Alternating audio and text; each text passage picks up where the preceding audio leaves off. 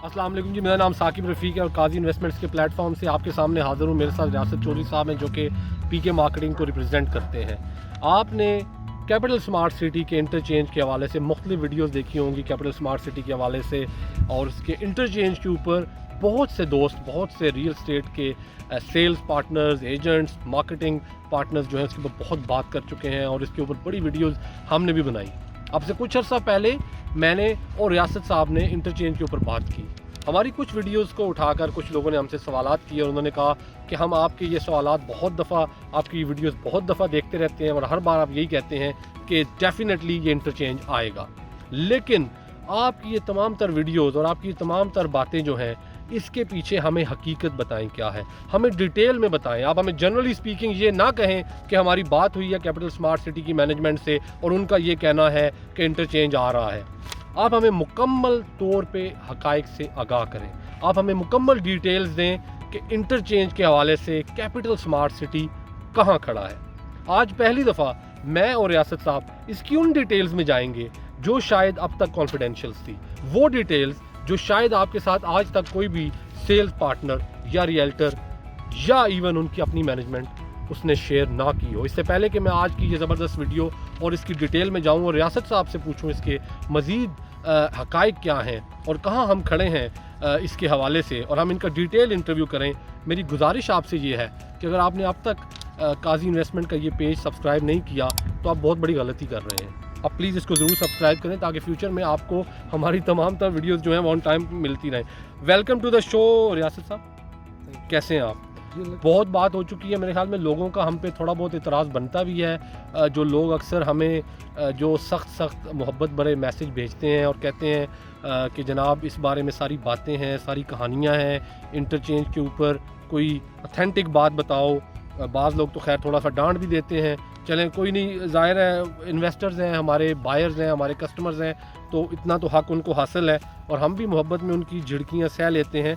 किसी का नाम नहीं लूँगा यहाँ पे जिन लोगों ने रिसेंटली इस पर सवालात किए हैं और यूट्यूब पे भी कमेंट किए हैं। रियासत साहब, in terms of capital smart city का मोटरवे इंटरचेंज की हम बात कर रहे हैं। जो प्रोग्राम है ये मोटरवे की तरफ से जो दाखिला है, जो उनका डेडिकेटेड इंटरचेंज है उसके ऊपर है। Where do we stand? बिल्कुल, मैं थोड़ा सा बैकग्राउंड आपको बता देता हूँ, उसके बाद मैं एग्जैक्टली आपको बताता हूँ कि इस वक्त क्या सूरत हाल है। देखिए, NHA के रूल्स हैं, उन रूल्स के मुताबिक आपका मिनिमम जो प्रोजेक्ट का साइज़ है वो 1000 कनाल होना चाहिए जब आप NOC के लिए सोचते हैं, प्रोजेक्ट के लिए NOC लेने के लिए मोटरवे से। प्रोजेक्ट का NOC जो RDA के पास से इनको मिला था, उसके बाद इन्होंने अप्लाई किया कैपिटल स्मार्ट सिटी की इंतज़ामिया ने NOC के लिए मोटरवे से। अब एप्लीकेशन के बाद का प्रोसेस ये होता है कि RDA ये देखता है कि जो NOC का प्रेजेंट जो एरिया होता है उस NOC के ऊपर उसका कितने % काम हो चुका है।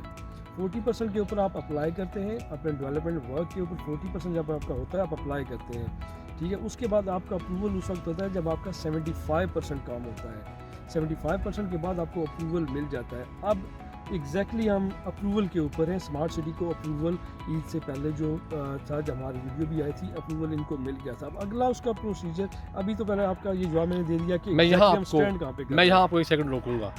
तो आप अपनी पिछली वीडियो को, अपनी पिछली बात को, पिछली खबर को और मेरी खबर को रीइंस्टेट कर रहे हैं कि कैपिटल स्मार्ट सिटी जो है उनके पास जो मोटरवे से डेडिकेटेड इंटरचेंज है वो अप्रूव्ड हो चुका है।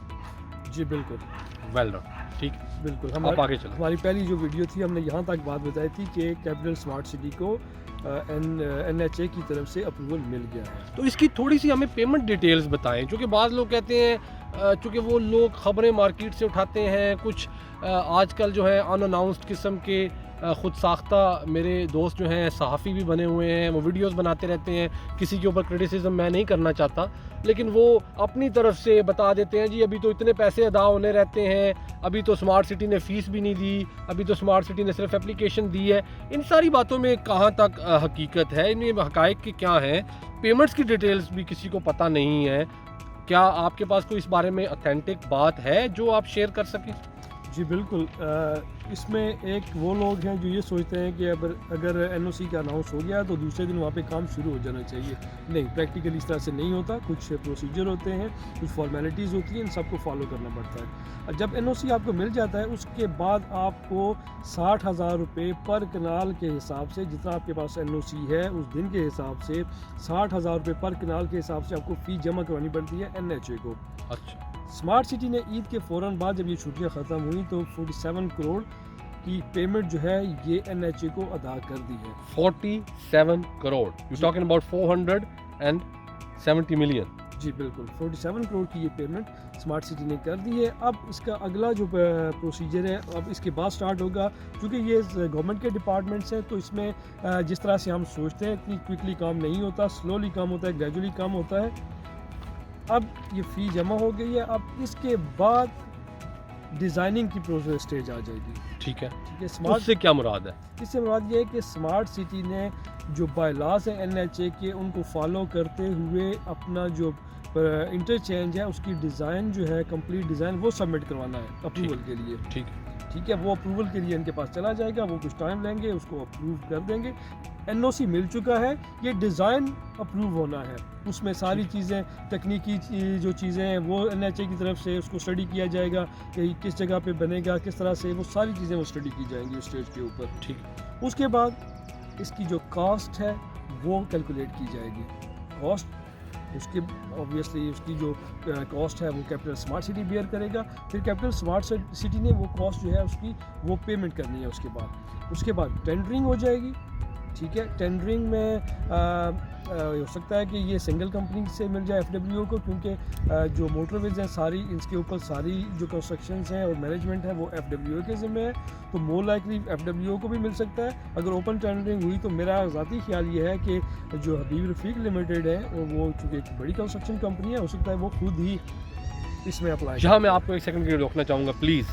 आपने कहा 47 करोड़, तो बेसिकली आप दो अलग कॉस्ट्स की बात कर रहे हैं। एक कॉस्ट है जो उसकी फ़ी है, यानी कि जो इंटरचेंज है, अगर किसी ने भी वहाँ पे इंटरचेंज लेना है और अगर वो इंटरचेंज अप्रूव हो जाता है तो उसकी एक ख़ास फ़ी है जो पे करनी है स्मार्ट सिटी ने।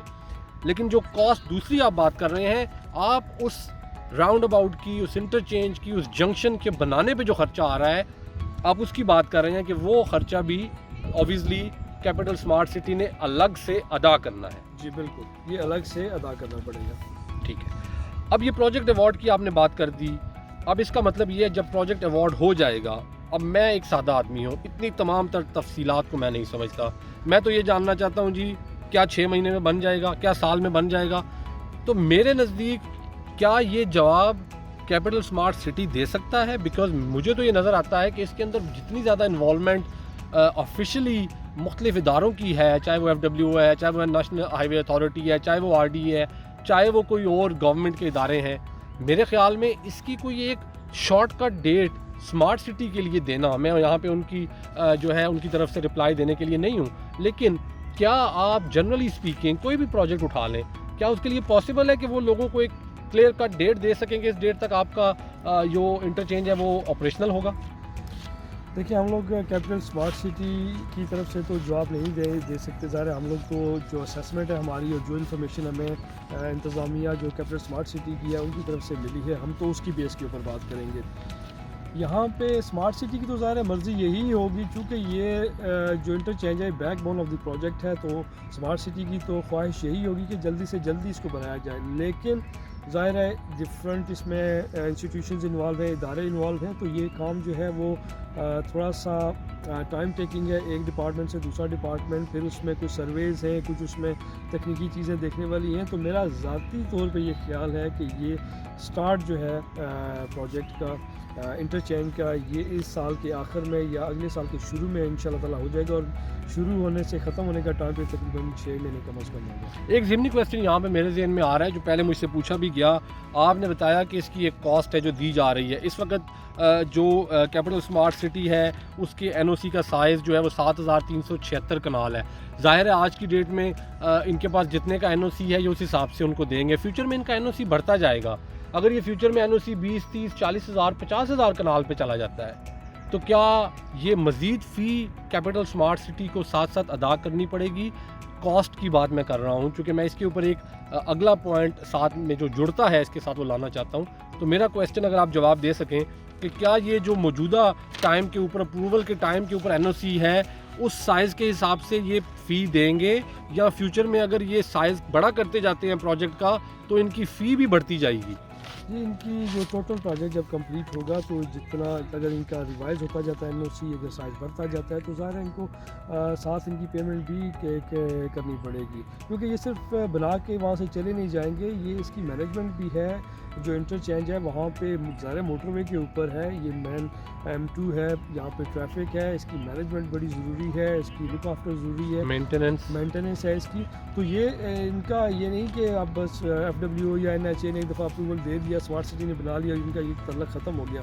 इसको फ्यूचर में ज़ाहिर है ये दोनों इदारों ने साथ लेके इसको चलना है, तो ज़ाहिर है कि पेमेंट इनको बाद में भी करनी पड़ेगी। कोई और पॉइंट आप इसमें ऐड करना चाहेंगे? मैं सिर्फ ये ऐड करना चाह रहा हूँ कि कुछ लोग ज़ाहिर है कि हमारी वीडियोस देखते हैं, कुछ दीगर लोगों की वीडियोस देखते हैं, परेशान हो जाते हैं, कुछ मिसलीडिंग इन्फॉर्मेशन भी यहाँ पे आती रहती है कि एनओसी नहीं है, नहीं बनेगा। ऐसी बात बिल्कुल नहीं है। कैपिटल स्मार्ट सिटी की इंतज़ामिया भी ये जानती है, हम लोग भी ये जानते हैं कि जो M2 के ऊपर इंटरचेंज है ये बैकबोन ऑफ द प्रोजेक्ट है और इसने बनना है। एनओसी इनको ग्रांट हो गया है, लेकिन कुछ ज़ाहिर है कि फॉर्मेलिटीज़ हैं, इसलिए ये इस साल के आखिर तक यहाँ पे काम शुरू हो जाएगा। ये नहीं कि ये अगले हफ्ते या अगले महीने में काम यहाँ पे शुरू हो जाएगा। यहाँ जो रियासत साहब ने बात की, मैं अपनी वीडियो क्लोज करने से पहले एक दूसरा पॉइंट मेरे जहन में आया जो ऐड करना चाहूँगा कि अगर आप ये सारी कॉस्ट को देखें, जो उसके बनाने की कॉस्ट है, जो उसको अप्रूव करवाने की कॉस्ट है, और जो साइज़ बढ़ता जाएगा तो उसकी कॉस्ट बढ़ती जाएगी। जो कॉस्ट कैपिटल स्मार्ट सिटी ने पे करनी है इदारों को, नेशनल हाईवे अथॉरिटी है, चाहे FWO है, चाहे बनाने वाला कोई और इदारा है,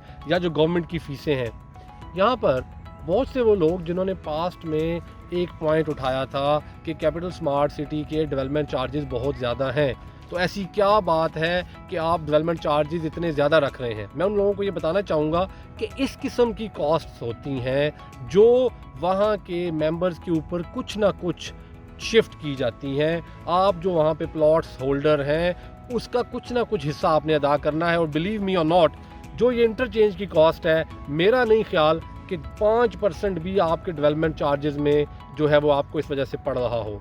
तो इस तरह की सारी कॉस्ट होती हैं। अगर आप state of the art international standard का प्रोजेक्ट बनाना चाह रहे हैं, वाकई उस प्रोजेक्ट के अंदर जो वादे किए हैं पूरे करने चाह रहे हैं, डेडिकेटेड इंटरचेंज ला रहे हैं, स्मार्ट फैसिलिटीज़ ला रहे हैं, तो ये सारी जो कॉस्ट अगले 10 सालों में वहाँ पर मुख्तलिफ चीज़ों की शक्ल में आनी है, चाहे वो रैपिड बस सर्विस है, चाहे वो कोई और है, इसके ऊपर हम एक डिटेल प्रोग्राम भी बहुत जल्द करेंगे।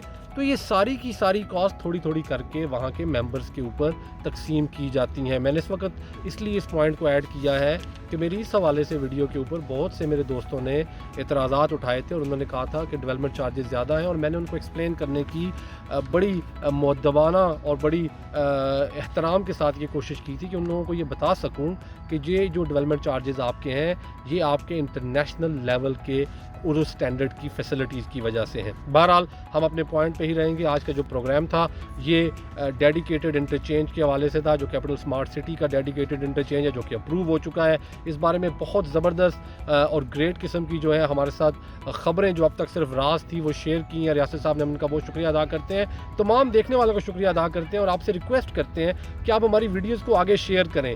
जो लोग स्मार्ट सिटी में इन्वेस्ट कर चुके हैं या उसमें इन्वेस्ट करना चाहते हैं उन लोगों से ज़रूर शेयर करें, और हमारा पेज ज़रूर सब्सक्राइब करें। अब तक के लिए इतना ही मेरी तरफ से और रियासत साहब की तरफ से, PK मार्केटिंग की तरफ से, काजी इन्वेस्टमेंट की तरफ से। अल्लाह हाफ़िज़।